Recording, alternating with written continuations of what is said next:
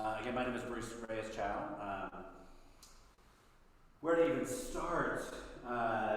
Born and raised in Sacramento and Stockton. Served churches in San Francisco for about 30 years. Church planter, started a congregation called Mission Bay Community Church in San Francisco. Have been serving churches throughout the Bay Area for a while.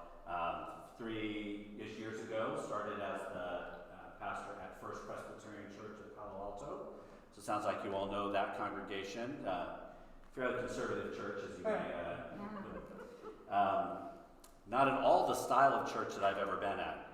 First Pres is fairly traditional in terms of its worship. It has an organ, did all that. I don't come out of that. I come out of a much more, for lack of a better word, contemporary progressive space.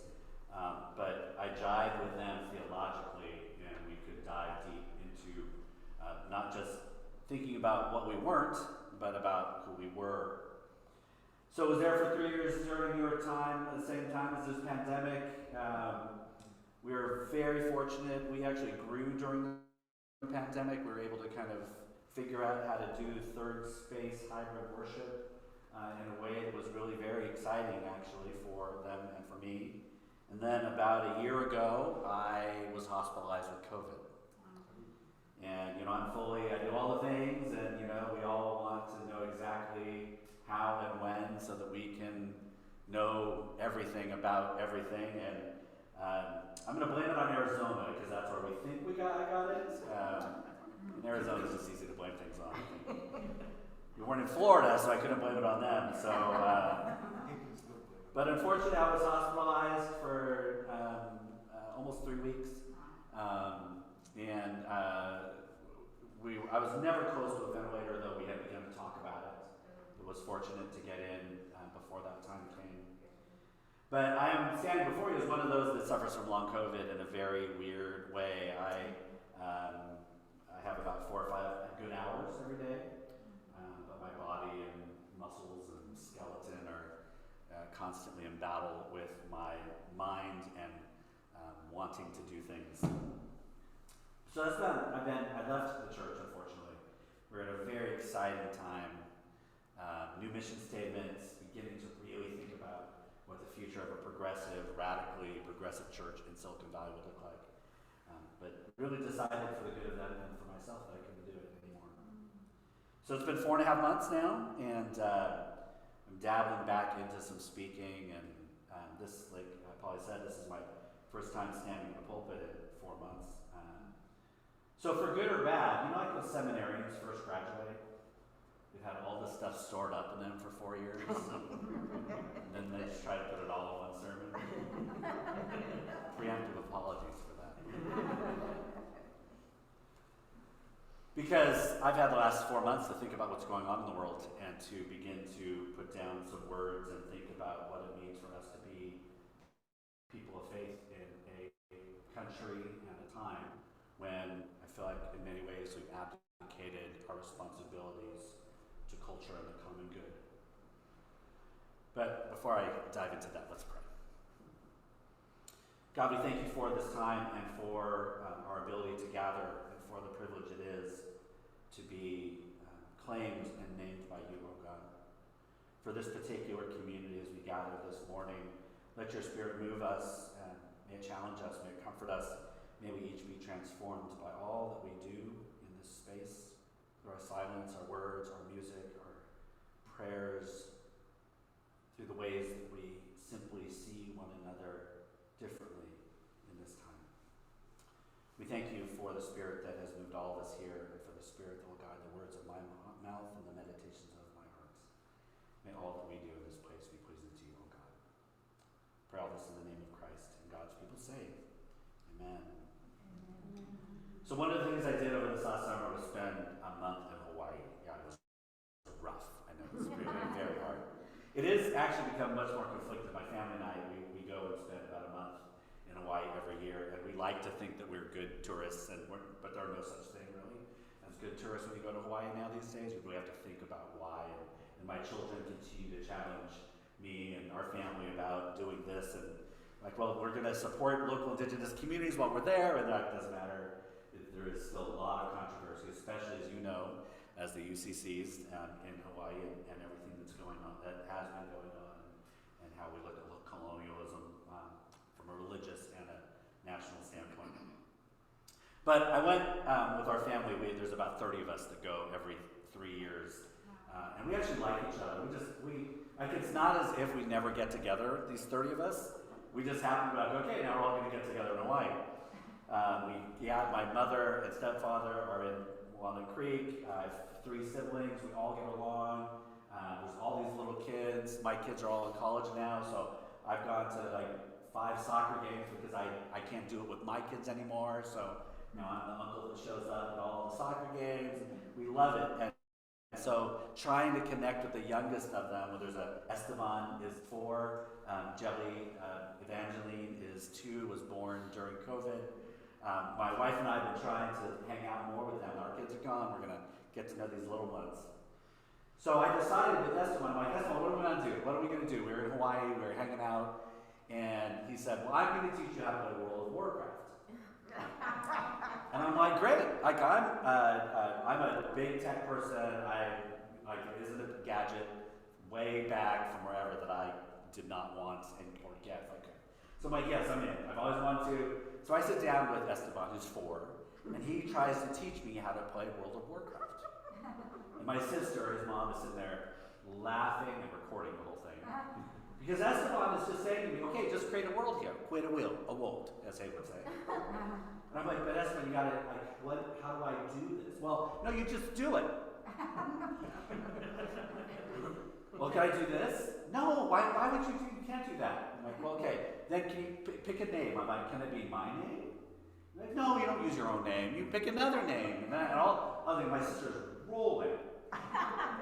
And I turn around, I'm like, his pedagogical, abilities are not very high. Why is your 4-year-old not able to educate well and explain himself? I think about that a lot because I think the church in many ways is Esteban. We are 4-year-olds trying and assuming that the world knows what we already know. Progressive churches in particular, and I come out of that. I come out of a small church in Stockton, California. We, in many ways, expect people just to know what we believe and believe it because it's such a powerful gospel to believe. And I do believe that, but osmosis isn't the way to move a generation forward and to pass on a theological belief that we believe makes the world a better place. The world is terrible right now. I mean, we can't agree upon a common good. There's no common movement towards global peace and health. We continue to kick climate change down the path. We have politicized COVID, as you know. We witness, money and power taking precedence over basic human rights. And from the Baltics to the Middle East to Asia, we seem to be headed towards world war every week. In the United States, we have twisted ourselves into a knot of self-inflicted pain that we turn to the global community now, though we used to be able to look and say, gosh, how terrible you are, but recently we say to the global community, hold my bag, we'll show you how to destroy society. We know the list, right? After the elections, the Capitol and Congress were attacked by a group of white nationalists, insurrectionists, determined and supported by public officials to disrupt the peaceful transition of power. Death chants were heard, nooses waved, people died. We were on the brink of political coup. We've since learned how thin of a thread our democracy was hanging on. Sickening, it was not roundly condemned by all political parties. We've seen reproductive rights in some states go back to the 1920s. Some states criminalizing abortion and forcing humans to give birth, no matter the situation or circumstance. Gun violence and mass shootings have become everyday events. Their culture becoming numb to death and impotent to do anything to usher back. We want to keep going back to a Wild West. We have open carry, armed educators, no political will to address the health crisis. Boards of education across the country creating a false narrative around racism, sexuality, and gender that's led us to book bannings and criminalization of teaching about the history of realities of race, racism, sexuality, and gender in the United States. Every week we hear of another instance of police brutality leading to the death of black and brown people, and has not led to any substantial change in our public safety practices. But we see time and time again increased funding and militarization of local law enforcement systems. The economic gaps between the wealthy and the poor continue to widen further, limiting access to education, healthcare, basic survival needs of millions of people.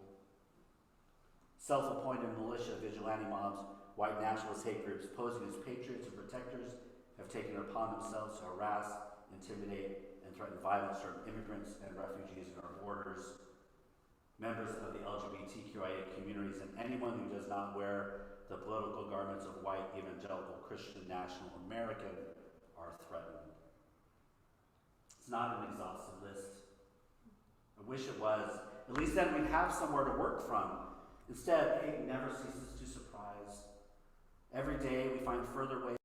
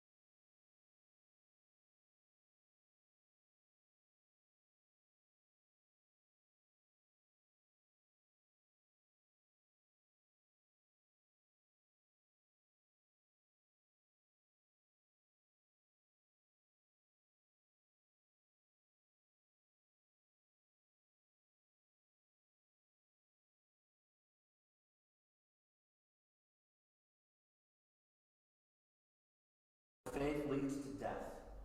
Death of the body, death of relationships, death of faith. LGBTQI folks are driven to death by suicide and death by violence inflicted by others. Immigrants end up dying in the middle of the desert trying to make a better way. The environment is gasping for air. Black and brown people are being killed and incarcerated. Our elders are being left to fade away in isolation. Folks in poverty are demanding equity. So why I ask us to make a blatantly audacious and borderline arrogant claim is to a version of Christianity and faith, a gospel of Jesus Christ that is better. Yes, I believe we have a gospel that is actually actually better. Better than what you may, what better than what? It feels a little arrogant to say, and I know progressive churches don't like to say our gospel is better than the others, but I think what the mistake we have made is to not claim that what we profess actually is a better gospel and a better version. I'm always up for robust discussion about things, faith and church, but left unchallenged is conservatism that is taking over.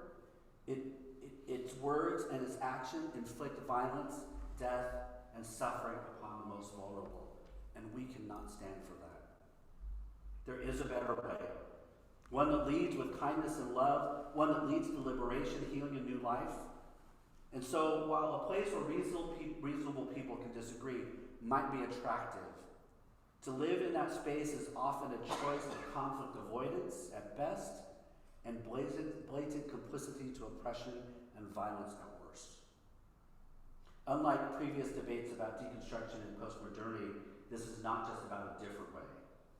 To borrow from my evangelical siblings, minus the violent militaristic imagery, we are in the struggle for the soul of this nation, the soul of our culture, society, and the lives of those most hurting.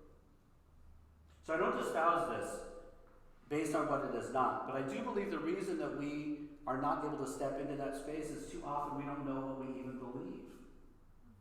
That we haven't continued to articulate a version of the gospel that is about justice. We haven't learned how to speak that into the world beyond just two of us gather in these circles. The passages that you heard, and I would get to those passages. That Exodus passage, right? It's often used as a stewardship passage, right? Because we all want to get to the point where we say, hey, bring your money and your time. And we all want to get to the point where we say, whoa, that's enough. You brought too much. Rarely does that happen, but sometimes it does. But what I get out of that passage is that we already have what we need. It's not as if this better gospel, this better way, is something that you and I have to be like, I wonder what we think about justice. Because you know. You've learned it, you've taught it, you've shared it. In this place, you kind of breathe the same air, and you can say something, and there's an unspoken reality that you all can agree to. So we already have it. We already know it. And now the job for us is to go out and share it. This passage about go and make disciples of all nations, baptizing them in the name of however you describe God, Creator, Christ, and Holy Spirit, whatever you use, that is like kryptonite for a lot of liberal progressive Christians.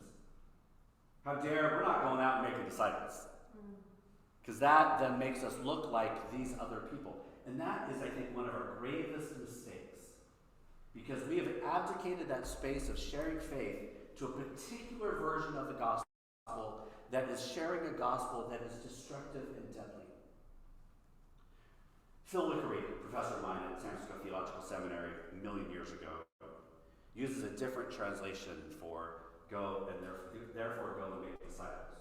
We often see this translation as a command and as exhortation, right? Go and make disciples. And progressives, right? Don't tell me what to do.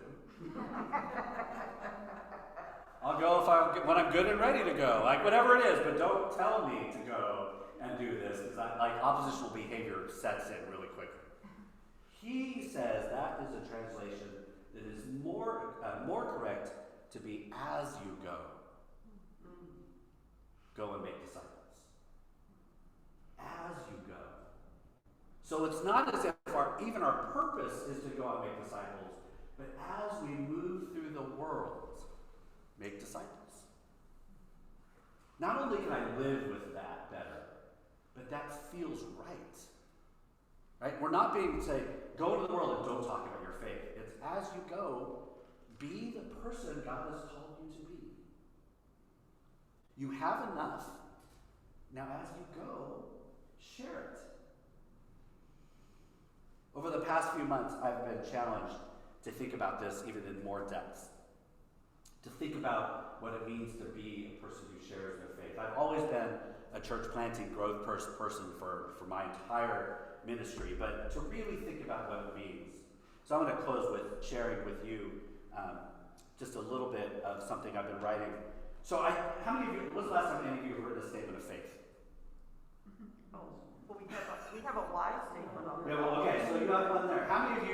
have written yours? Oh, actually, a bunch of us have. Good? Yeah. All right. Yeah. I would encourage you to go back and keep revisiting that. To keep believing, like, what do you believe? I've challenged myself to write this as I begin to think. I want to share a little bit of this, just the first part about God. Because I think it's important, no matter where we are in our life and our faith, to continually think about who we are and what we are. It's couches a prayer, but you can keep your eyes open or not. I hope receive this first few parts of my statement as a prayer, as a poem. Hold on to any word or phrase. Go where your mind wanders. Just hear the words. I choose to believe that in life and death I belong to God. God stirs my soul. In the morning, life-giving first breath fills my lungs. God stills my spirit. In the evening, the calm of the night flows through my body. God moves me. The Holy One beckons me forth through bands of light, into coves of darkness, woven into rainbows and amidst the in-between and unknown. All the while, with every tender breath, I'm reminded of God's hoping, yearning, and dreaming that I grow into all who I am intended to become. I'm grounded in the presence of God. God knows me, God sees me, God loves me, and that is enough. God is with me, God has been with me, God will always be with me. Through crawling minutes and blurred decades, mundane whispers and shouts of magnificence, awkward encounters and impassioned embrace. Brisk breezes, warm skies, cool fog, living deserts, flourishing forests, living water, the farm, the field, the town, the suburbs, the street, and the city. During protests, parties, feasts, and funerals, at coffee shops, clubs, stages, pitches, courts, corners, classrooms, playgrounds, porches, barbershops, dining tables, couches, screens, and every unexpected holy space. Through and in it all, God is known to my soul, and I am reminded that I am known by God. Created in the image of God, I choose to join with others as God's gathered. Beautiful and complicated creatures seeking and being sought. Committed and compelled humans navigating the complexities of the world, and people loved beyond our imagination by the one who beckons us forth. By dirt roads and oceans vast, across concrete highways and infinite skies, by coercion and by consequence, by circumstance and by choice, our journeys converge. Ancestors and saints, generations past, generations of today, and generations yet to come. We arrive, we mingle, and we observe. We step forward, we step back, we pause, we try again. We engage in a divine dance, these bodies, the body, all in a space that is God. We are the body gathered, beautiful, powerful, holy bodies. These bodies are of all shapes, sizes, abilities, and hues. These bodies move through the world, loving and loved, desiring and desired, healing and healed. These bodies hold tightly and tenderly to complexities of being. These bodies embody the depth and texture of the divine. These bodies are not always in control. These bodies continue to be misfits and strangers, uniquely gathered like no other place. Gathered by love, gathered to love, gathered even when we are unable to love, and gathered especially when we feel undeserving of love. Woven together in moments fleeting and prolonged, to worship God, to know what it is to belong, to celebrate the jubilance of life, to grieve when life is lost, to lament and to confess, to forgive and to be forgiven, to worship, to pray, to march, to nap, to argue, to ponder, to weep, and to laugh, to discern the mind of Christ and the will of God. We gather in forms and functions as expansive as creation itself, basking in the sounds of God's invitation always. God gathers us still. Amen.